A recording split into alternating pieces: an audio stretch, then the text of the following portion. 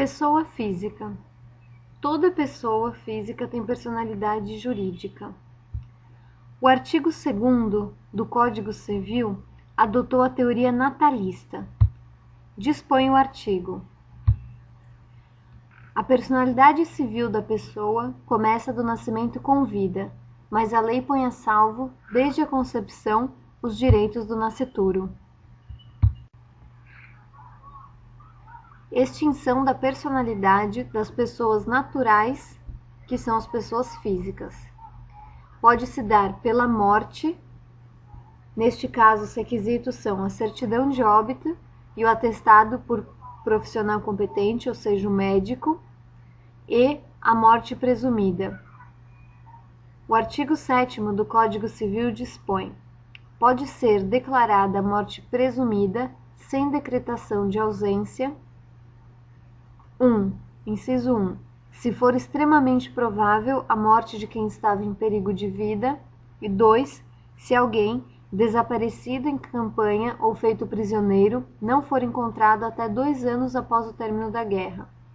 Dispõe o parágrafo único deste mesmo artigo: a declaração da morte presumida, nesses casos, somente poderá ser requerida depois de esgotadas as buscas e averiguações, devendo a sentença fixar a data provável do falecimento. Capacidade de direito ou de gozo. É a aptidão para ser titular de direito e de deveres. É o exercício mínimo da personalidade jurídica. Toda pessoa tem a capacidade de direito ou de gozo. Não existe incapaz de direito. Capacidade de fato, de exercício ou de ação. É a aptidão para exercer pessoalmente os atos da vida civil.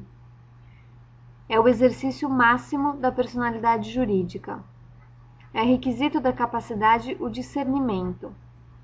A maioridade se dá aos 18 anos. A maioridade é apenas uma presunção legal relativa, pois é possível a ação de interdição. Os níveis de capacidade de fato são: incapacidade absoluta, que está no artigo 3º do Código Civil, que são hipóteses de ausência de discernimento; incapacidade relativa, que está no artigo 4º do Código Civil, que traz hipóteses de discernimento reduzido; e os capazes, que estão dispostos no artigo 5º do Código Civil. Dispõe o artigo 5º do Código Civil: a menoridade cessa aos 18 anos completos, quando a pessoa fica habilitada à prática de todos os atos da vida civil. Dispõe o artigo 4º do Código Civil: são incapazes, relativamente a certos atos ou à maneira de os exercer, inciso 1º, os maiores de 16 anos e menores de 18 anos, inciso 2º, os ébrios habituais, os viciados em tóxicos e os que, por deficiência mental, tenham discernimento reduzido. Inciso 3º, os excepcionais, sem discernimento mental completo. E inciso 4º, os pródigos. O parágrafo único diz que a capacidade dos índios será regulada por legislação especial. Diz o artigo 3º do Código Civil: são absolutamente incapazes de exercer pessoalmente os atos da vida civil. Inciso 1º, os menores de 16 anos. Inciso 2º, os que, por enfermidade ou deficiência mental, não tiverem o necessário discernimento para a prática desses atos. Inciso 3º, os que, mesmo que por causa transitória, não puderem exprimir sua vontade. Emancipação. São formas de emancipação: a emancipação voluntária, emancipação judicial e emancipação legal. Dispõe o parágrafo único do artigo 5º do Código Civil que cessará para os menores a incapacidade, inciso 1, pela concessão dos pais ou de um deles, na falta do outro, mediante instrumento público, independentemente de homologação judicial ou por sentença do juiz, ouvido o tutor, se o menor tiver 16 anos completos. Inciso 2, pelo casamento. Inciso 3, pelo exercício de emprego público efetivo. Inciso 4. Pela colação de grau em curso superior. Inciso 5. Pelo estabelecimento civil ou comercial ou pela existência de relação de emprego, desde que, em função deles, o menor de 16 anos completos tenha economia própria. A pessoa jurídica pode ser pessoa jurídica de direito público e pessoa jurídica de direito privado. A pessoa jurídica de direito público pode ser de direito público interno e de direito público externo. As pessoas jurídicas de direito público interno são a administração direta, ou seja, União, Estados, Distrito Federal e municípios, e a administração indireta, autarquias, agências, associações públicas e etc. As pessoas jurídicas de direito privado são as associações, as sociedades, as fundações e os partidos políticos. Fatos jurídicos. Entende-se por fato jurídico os acontecimentos naturais ou as condutas humanas que a norma jurídica outorga efeitos. Os fatos jurídicos podem ser fatos jurídicos em sentido estrito e atos jurídicos, que seriam as condutas humanas. Os atos jurídicos, eles podem ser lícitos, ou seja, o ordenamento permite, ou ilícitos, o ordenamento traz uma sanção. Os atos jurídicos lícitos podem ser atos jurídicos em sentido estrito ou negócios jurídicos. Diferença entre atos jurídicos em sentido estrito e negócios jurídicos. Nos atos jurídicos, a vontade atua no surgimento, na formação do ato, enquanto no negócio jurídico, a vontade atua na formação do ato e na determinação dos efeitos. Exemplo de ato jurídico: reconhecimento de filiação, união estável e fixação domiciliar. Exemplos de negócios jurídicos: todos os contratos são negócios jurídicos. Efeitos dos atos jurídicos. Os efeitos dos atos jurídicos em sentido estrito são pré-determinados. Já os negócios jurídicos têm os requisitos de validade no artigo 104 do Código Civil. São eles: agente capaz, objeto lícito, possível, determinado ou determinável e forma prescrita ou não defesa em lei. Requisitos de validade do negócio jurídico. Exteriorização da vontade. Ela pode ser a manifestação ou declaração. São espécies de exteriorização da vontade: as exteriorizações expressas, que são os sinais de linguagem, e as exteriorizações tácitas, que são os sinais comportamentais. Segundo o artigo 111 do Código Civil, o silêncio não é uma forma de exteriorização. Porém, se os costumes autorizarem e não for necessária a manifestação expressa, o silêncio terá efeito de anuência negocial. Capacidade do agente. Está relacionada genericamente aos atos da vida civil. É o aspecto genérico de todos os negócios. Se o incapaz praticar um negócio jurídico com representação, o negócio jurídico é válido. Se o incapaz praticar um negócio jurídico sem representação, o negócio é inválido, podendo ser nulo no caso dos absolutamente incapazes ou anulável no caso dos relativamente incapazes. Legitimidade. São as circunstâncias específicas de determinados agentes para a prática de um negócio. É o aspecto específico de uma determinada pessoa para um negócio jurídico. Um exemplo é o artigo 496 do Código Civil. A falta de legitimidade pode gerar nulidade, anulabilidade ou ineficácia do ato. Objeto do negócio jurídico. São características cumulativas do objeto do negócio jurídico a licitude, que é a legalidade e a moralidade, possibilidade e determinabilidade. Forma do negócio jurídico. forma é o suporte físico da manifestação da vontade. Em regra, segundo o artigo 107 do Código Civil, a forma será livre. Quando for necessária uma forma específica, ela estará descrita em lei. Se não tiver uma forma específica, especial, descrita em lei, quer dizer que a forma é livre.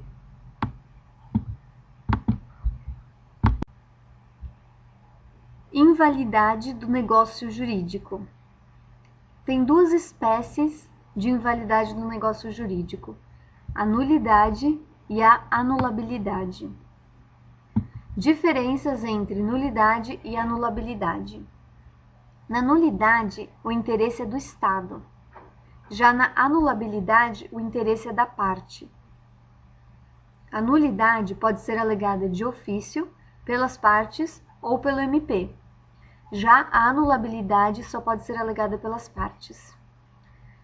Não possui prazo para alegar a nulidade. Já a anulabilidade depende de prazo. A nulidade não convalida e não é sujeita a confirmação. Já a anulabilidade convalida e permite a confirmação.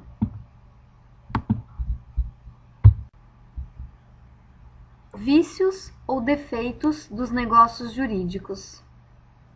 Primeiro, erro ou ignorância.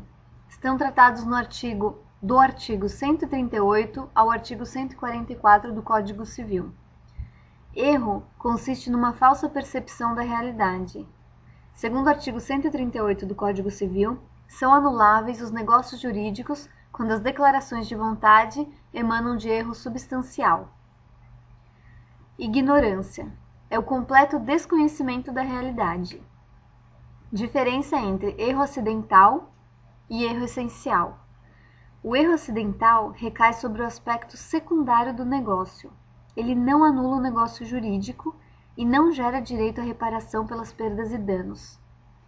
Já o erro essencial recai sobre o aspecto determinante do negócio e anula o negócio jurídico. Segundo vício ou defeito do negócio jurídico. Dolo. Dolo é o induzimento malicioso a erro. Os negócios são anuláveis. O dolo está tratado no Código Civil do artigo 145 ao artigo 150. Diferença entre dolo acidental e dolo essencial. O dolo acidental recai sobre aspecto secundário, não determinante do negócio jurídico. Neste dolo, o negócio jurídico é anulável, mas a outra parte pode pedir reparação pelas perdas e danos se provar prejuízo. Dolo essencial recai sobre o aspecto determinante do negócio. Neste dolo, o negócio jurídico é anulável. Terceiro, coação. A coação está tratada no Código Civil dos artigos 151 a 155. Para que se reste caracterizada a coação, para viciar a declaração de vontade, deve haver dano iminente à pessoa, à família ou aos bens. A coação pode ser moral, que é a vontade do agente, que é quando a vontade do agente é cerceada e não excluída, podendo deixar de praticar o negócio jurídico. E a coação pode ser física. Neste caso, não existe a vontade. Diferença entre coação relativa, que é a vis compulsiva, e coação absoluta. A coação relativa, ela deixa opção ao coagido, ou seja, o coagido pode reagir e, por exemplo, se excusar ou se opor. Já na coação absoluta, não há nenhuma opção ao coagido. A coação relativa é anulável através de ação anulatória no prazo de 4 anos a partir da cessação da coação. A coação absoluta contra a coação absoluta, cabe ação declaratória de inexistência, e essa ação é imprescritível. Rememorando, Os vícios ou defeitos dos negócios jurídicos são erro e ignorância, dolo e coação. Fraude contra credores. É a atuação maliciosa do devedor insolvente ou na iminência de assim se tornar, que se desfaz de seu patrimônio procurando não responder pelas obrigações anteriormente assumidas. Consequências da fraude contra credores. Ela torna o negócio jurídico anulatório, cabe ação pauliana no prazo de 4 anos a partir da celebração. São requisitos da fraude contra credores. Ela deve ser anterior ao crédito, deve-se provar a má-fé do adquirente, porque se o adquirente estava de boa-fé, não haverá fraude. E o eventus damini, que é o efeito danoso. O credor tem que provar que a alienação do bem o deixou o devedor sem patrimônio suficiente para responder pela dívida. Simulação. A consequência da simulação é que ela torna o ato jurídico nulo. A ação cabível é a ação declaratória de nulidade absoluta. Esta ação é imprescritível. A simulação pode ser absoluta ou relativa. São características da simulação: condição, termo e modo ou encargo. Condição é a cláusula que subordina o efeito do negócio jurídico a um evento futuro e incerto. A condição pode ser suspensiva, que subordina o início do efeito jurídico ao implemento da condição, ou resolutiva, que põe fim aos efeitos do negócio jurídico. Termo é a cláusula que determina que o início ou o fim do negócio jurídico ficam vinculados a um evento futuro e certo. O termo pode ser suspensivo, chamado de termo inicial, e subordina o início de eficácia do negócio. O termo ainda pode ser resolutivo final, chamado de termo final. Modo ou encargo. É a prática de uma liberalidade subordinada a um ônus. Se a parte beneficiada não cumprir o ônus que lhe foi imposto, a outra parte poderá pedir em juízo a revogação da liberalidade. Estado de perigo. O elemento objetivo do estado de perigo é que a pessoa que realiza o negócio jurídico assuma prestação excessivamente onerosa. O elemento subjetivo é que a pessoa, que pode ser um parente próximo, um cônjuge, companheiro, até mesmo amigo íntimo, esteja em perigo de morte ou, segundo Maria Helena Diniz, grave dano moral. São consequências do estado de perigo.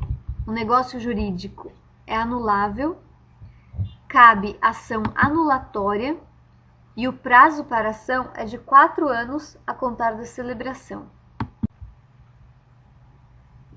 Lesão. O elemento objetivo da lesão, assim como o elemento objetivo do estado de perigo, é a pessoa que realiza o negócio assumindo prestação excessivamente onerosa. O elemento subjetivo da lesão tem 2 hipóteses. Primeiro, pode ser no caso de premente necessidade, e segundo, a pessoa se encontra em estado de inexperiência. Consequências da lesão. Torna o negócio jurídico anulável e cabe ação anulatória. O prazo para ação é de 4 anos a contar da celebração. Obrigações. Obrigação é a relação jurídica que confere ao credor o direito de exigir do devedor o cumprimento de determinada prestação. As obrigações podem ser obrigação de dar, obrigação de fazer e obrigação de não fazer. A obrigação de dar é aquela que consiste na entrega de uma coisa, que poderá ser certa ou incerta. Na obrigação de dar coisa certa, o credor ele não pode ser obrigado a receber coisa diversa da que havia sido acordado, ainda que essa coisa diversa seja mais valiosa. Se o credor consentir em receber coisa diversa, ocorrerá dação em pagamento. Em regra, na obrigação de dar coisa certa, o acessório segue o principal, ou seja, em regra é aplicado o princípio da gravitação jurídica. Porém, excepcionalmente, se estiver expresso no contrato de forma diversa, o acessório não precisa seguir o principal. No caso da obrigação de dar coisa incerta, para que o objeto seja determinável, a coisa deve estar indicada ao menos pelo seu gênero e quantidade.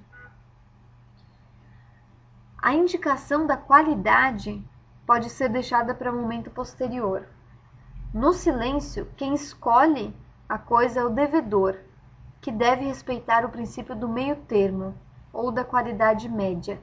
Ele não deve nem exigir a melhor coisa, nem deve se contentar em receber a pior coisa. Com relação à obrigação de fazer, ela consiste naquela obrigação em que tem uma prestação positiva, ou seja, uma ação, que não seja a entrega de um objeto. A obrigação de fazer pode ser fungível, que é aquela substituível, sendo que caracteriza-se pela possibilidade de ser cumprida por terceiro.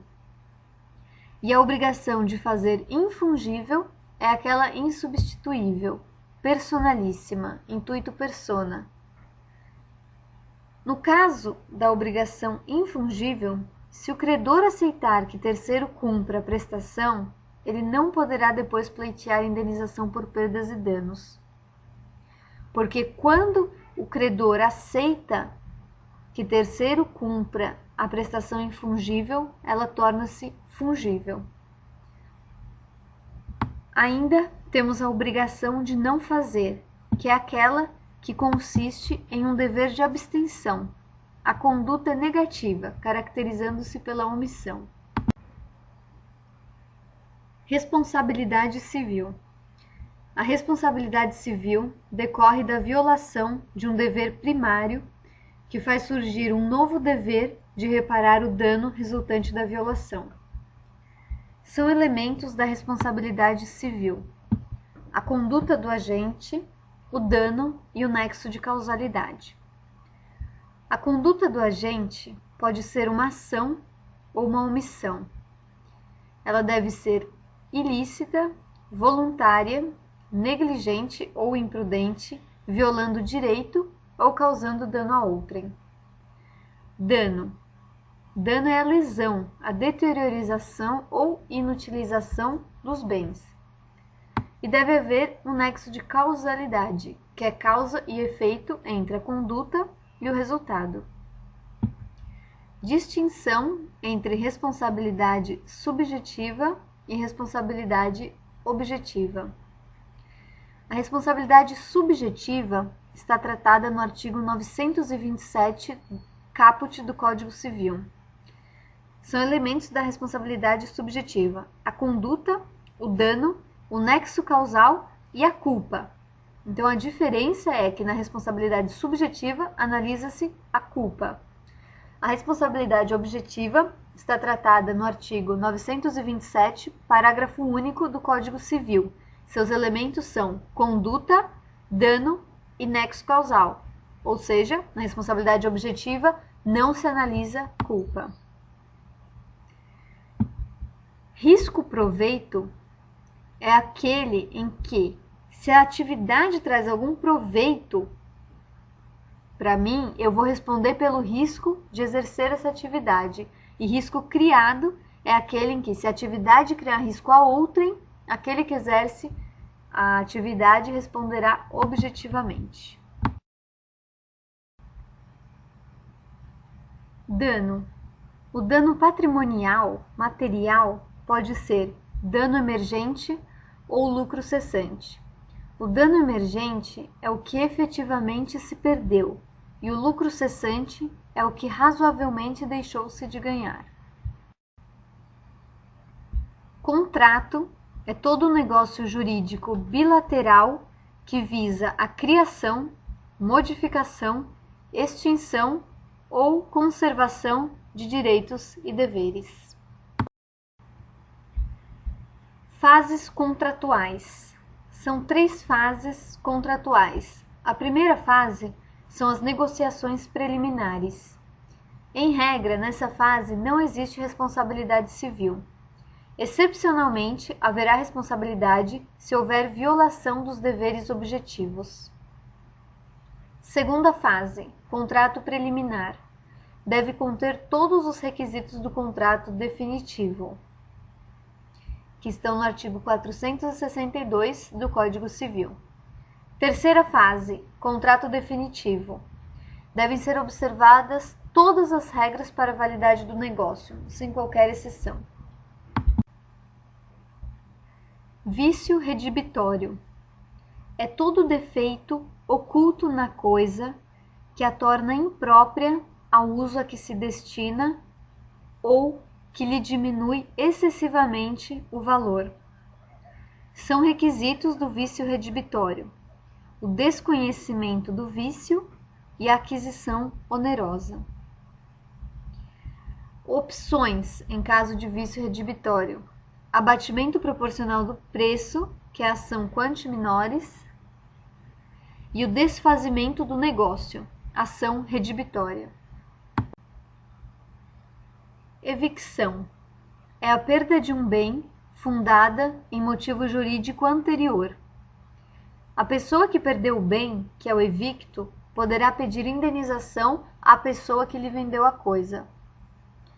A responsabilidade pela evicção pode ser aumentada, diminuída ou excluída.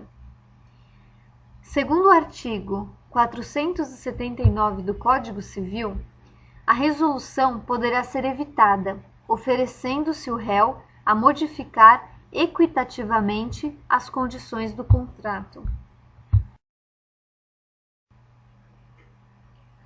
Direitos reais.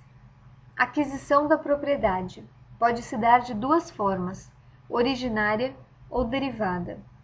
Na forma de aquisição da propriedade originária, a inexistência ou irrelevância do titular na transmissão. Ocorre, por exemplo, no caso de uso capião. Na forma de aquisição de propriedade derivada, há o processo sucessório entre titulares. No caso de bens imóveis, a aquisição da propriedade se dá com o registro imobiliário. Para os bens móveis, a aquisição da propriedade se dá com a tradição. São direitos reais sobre coisa alheia: superfície, usufruto, uso, habitação e servidão. São direitos reais de garantia: o penhor, a anticrese e a hipoteca. Segundo o artigo 1228 do Código Civil, o proprietário tem a faculdade de usar, gozar e dispor da coisa e o direito de reavê-la do poder de quem quer que injustamente a possua ou a detenha. Usar significa dispor da utilidade da coisa. Gozar significa perceber os frutos que a coisa gera. E dispor da coisa quer dizer desfazer da coisa. Pode ser vender, doar, abandonar, destruir, dar em garantia e etc. Esse poder do proprietário de reaver a coisa de quem quer que a possua ou a detenha é o poder de sequela. Ou seja, sequela é reaver a coisa de quem quer que a esteja possuindo. Posse é a exteriorização da propriedade. Possuidor é aquele que age como se fosse proprietário. Posse injusta é a posse violenta, clandestina ou precária. Posse violenta é a garantida por meio da força. Posse clandestina é a posse oculta. Posse precária é a garantida pelo abuso da confiança, sendo que ela tem o seu início justo e depois passa a ser injusto. A posse violenta e a posse clandestina convalescem, ou seja, elas permitem a aquisição da propriedade por uso capião, uma vez cessada a violência e a clandestinidade. A posse precária não convalesce, ou seja, não autoriza a aquisição da propriedade por uso capião.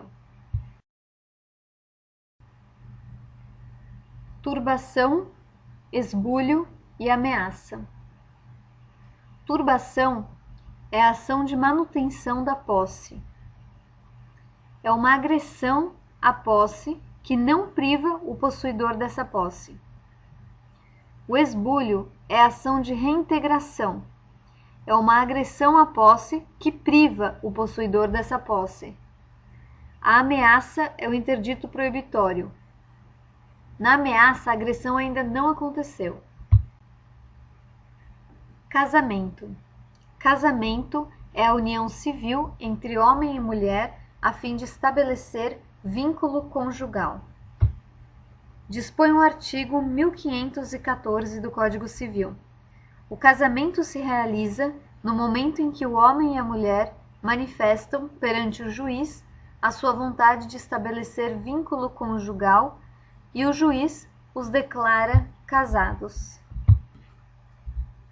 Procedimento de habilitação. É o procedimento administrativo que tem por objetivo verificar a regularidade de um casamento pretendido. Ele é feito no cartório de registro civil do domicílio de qualquer um dos nubentes. Deve-se juntar documento de identidade, certidão de nascimento e assinar o requerimento com 2 testemunhas. Se tudo estiver certo, serão publicados os editais, que são os proclamas, pelo prazo de 15 dias. Depois, será expedida a certidão de habilitação. Se os noivos têm 18 ou mais anos de idade, não precisa de autorização. Se tem 16 ou 17 anos, depende de autorização dos representantes legais para se casar. Se houver divergência entre os pais ou recusa injusta para dar essa autorização para os nubentes de 16 ou 17 anos, o menor pode solicitar ao juiz o suprimento da vontade dos pais. Impedimentos matrimoniais. São os descritos no artigo 1521 do Código Civil. Os impedimentos matrimoniais trazem causas de parentesco, vínculo ou crime. Vamos ler o artigo. Não podem se casar. Inciso 1. Os ascendentes com os descendentes, seja o parentesco natural ou civil, que é a adoção. Inciso 2. Os afins em linha reta. Inciso 3. O adotante com quem foi cônjuge do adotado e o adotado com quem foi cônjuge do adotante. Inciso 4. Os irmãos unilaterais ou bilaterais e demais colaterais até 3º grau inclusive. Inciso 5. O adotado com o filho do adotante, que seriam os irmãos. Inciso 6. As pessoas casadas. Inciso 7. O cônjuge sobrevivente com o condenado por homicídio ou tentativa de homicídio contra o seu consorte. Causas suspensivas do casamento. Estão descritas no artigo 1523 do Código Civil. Essas causas, elas não geram nem a nulidade nem a anulabilidade do casamento, mas elas impõem uma sanção de caráter patrimonial. Que sanção é essa? É a imposição do regime de separação obrigatória dos bens. Então, as causas suspensivas de casamento estão no artigo 1523. e elas impõem a sanção de que os noivos terão que casar no regime de separação obrigatória de bens. Dispõe o artigo: não devem casar, inciso 1, o viúvo ou a viúva que tiver filho do cônjuge falecido, enquanto não fizer o inventário dos bens do casal e der partilha aos herdeiros. Inciso 2, a viúva ou a mulher cujo casamento se desfez por ser nulo ou por ter sido anulado até 10 meses depois do começo da viuvez ou da dissolução da sociedade conjugal. Inciso 3. O divorciado, enquanto não houver sido homologada ou decidida a partilha de bens do casal. Inciso 4. O tutor ou o curador e seus descendentes, ascendentes, irmãos, cunhados ou sobrinhos, com a pessoa tutelada ou curatelada, enquanto não cessar a tutela ou curatela, e não estiverem saldadas as respectivas contas. Direito das sucessões. Cessão de quinhão hereditário. É a transferência da herança ou do legado ao herdeiro ou legatário em razão da morte de uma pessoa. Sucessão a título universal é aquela em que há transferência de herança, ou seja, do conjunto de relações patrimoniais deixado pelo falecido. A sucessão a título universal compreende bens, direitos, deveres, ações, créditos, débitos e etc. O herdeiro universal é aquele que herda a título universal e recebe sozinho a herança. A herança é considerada um bem imóvel e indivisível até o momento da partilha. O herdeiro preterido em seu direito de preferência poderá ingressar com ação adjudicatória de seu quinhão, depositando o preço pago no prazo de 180 dias. A sucessão pode ser a título universal, que é a herança, ou a título singular, que é o legado. O legado pode ser instituído a um ou todos os bens, e ele somente pode ser feito através de testamento. Princípio da Saizine. Segundo esse princípio, a abertura da sucessão ocorre no exato instante em que uma pessoa falece, ou seja, no momento do falecimento da pessoa. A propriedade e a posse indireta da herança são transmitidas automaticamente aos herdeiros. A posse direta da herança permanece com o inventariante até o momento da partilha. O legatário de coisa certa, bem infungível, recebe a propriedade no momento da morte e a posse somente após a partilha. O legatário de coisa incerta, bem fungível, somente recebe a propriedade e a posse no momento da partilha. Aceitação. É o ato pelo qual o herdeiro manifesta sua concordância com a herança recebida. A aceitação pode ser expressa, tácita ou presumida. A aceitação expressa é aquela em que o herdeiro manifesta por escrito a sua concordância. A aceitação tácita é aquela que decorre da prática de atos próprios da qualidade de herdeiro. Por exemplo, o herdeiro está utilizando os bens da herança, o herdeiro pede abertura do inventário, ou o herdeiro constitui advogado para acompanhar o inventário e junta a procuração nos autos. A aceitação pode ser ainda presumida, é aquela que decorre do silêncio do herdeiro citado para dizer se aceita ou não a herança. A aceitação tem efeito ex tunc, ou seja, retroage. Renúncia. Por ser ato abdicativo de direito, a renúncia somente pode ser feita de forma expressa e solene. Não existe renúncia tácita ou presumida. A renúncia somente pode ser manifestada através de escritura pública ou termo judicial. Tanto a aceitação quanto a renúncia são atos irrevogáveis e irretratáveis, ou seja, não cabe direito de arrependimento. Renúncia impura ou translativa é a falsa renúncia. É aquela em que o herdeiro indica o destinatário da parte que ele está renunciando. Essa renúncia importa em aceitação tácita. Renúncia pura ou abdicativa. É a verdadeira renúncia. É aquela em que a parte do renunciante retorna ao Monte Mor. A eficácia dessa renúncia é ex tunc, ou seja, retroage até o momento da morte. Ordem de vocação hereditária. A ordem de vocação hereditária é disciplinada pelo artigo 1829 do Código Civil. A sucessão legítima defere-se na seguinte ordem. Inciso 1. Aos descendentes, em concorrência com o cônjuge sobrevivente, salvo se casado este com o falecido no regime da comunhão universal ou no da separação obrigatória de bens, ou se no regime da comunhão parcial o autor da herança não houver deixado bens particulares. Inciso 2. Aos ascendentes em concorrência com o cônjuge. Inciso 3. Ao cônjuge sobrevivente. E inciso 4. Aos colaterais.